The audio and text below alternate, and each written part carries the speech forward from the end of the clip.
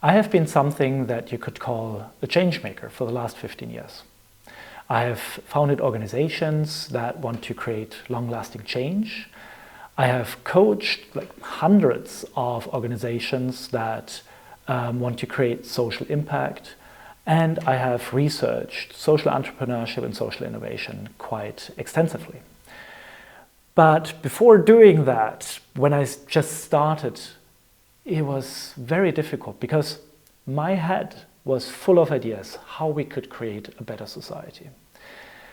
And starting on that journey was daunting, right? It was something I was afraid of because I was coming from university. I didn't quite understand the world yet. I didn't have a network. I didn't have work experience. And what could I do? I mean, little small me, what could I do to change society? So I want to bring you 3 lessons that I've learned throughout the course that I wish I'd knew before I started. Lesson number 1, just get going. As I said, in the beginning I was very reluctant, I was hesitant, I was afraid of actually starting a project of mine or, to bring an idea to life. And I was pushing my ideas into the future and not getting actionable, not really trying to get the ball rolling. And now that I'm a bit wiser, I hope, I understand that whatever I did in the beginning might not have been good.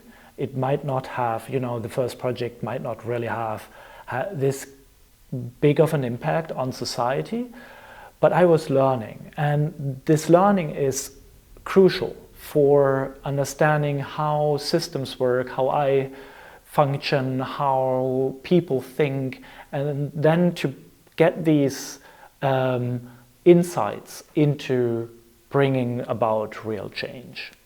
So if you are right now in the situation of thinking about what could you do, what could I bring to society, what could I do so that society changes for the better, don't wait.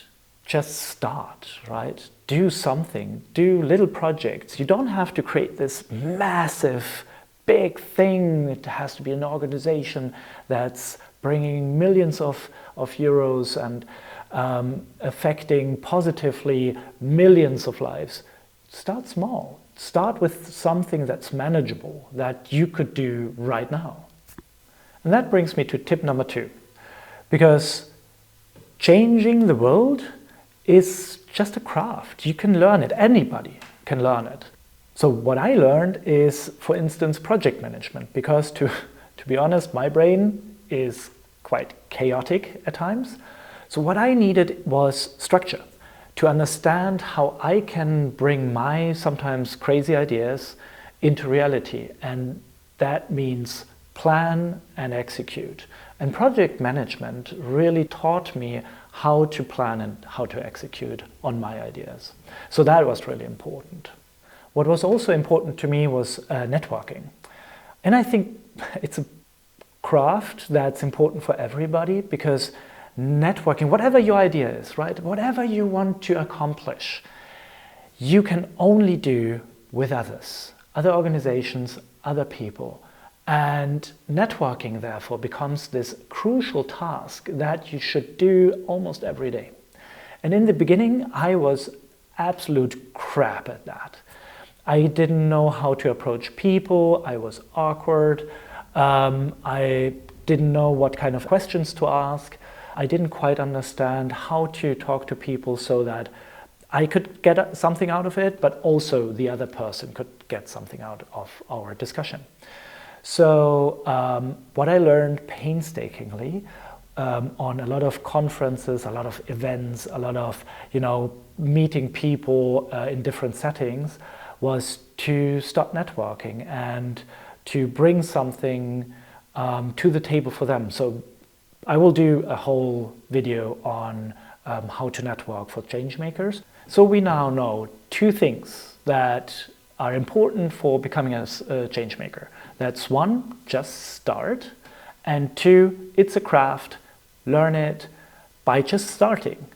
But I also want to bring your attention to more of the negative parts of being a change maker, because that's also important to talk about. And that's number three, lesson number three, that I wish I knew before becoming a change maker. Change making is exhausting. In the beginning, I thought that it's more of a sprint. So I have an idea, I realize the idea, and a year later, we live happily ever after. But actually, change making takes a lot of time and a lot of effort. So many times you can be quite overwhelmed by your own expectations of yourself, of expectations of others, of tasks that you have to do throughout the day. Maybe also because in the beginning, nothing really moves, nothing really changes. It takes a long time and it takes a lot of effort.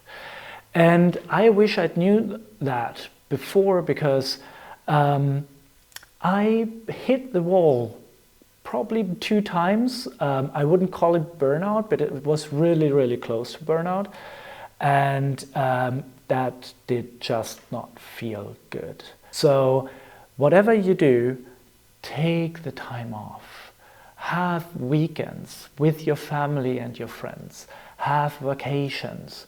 In the evening, just don't think about your project. I mean, in the morning, the motor will get on again, right? You will think about what you could do and why nothing is moving and stuff like that. But learn to decompress. That's really, really important. Although we are ending on a bit of a bitter note, I think that you can feel that I'm absolutely convinced that change making is something that's fun.